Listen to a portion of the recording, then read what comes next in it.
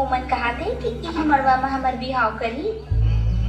कब बात करत हस? ते का बड़ा इतना खुश होत हस?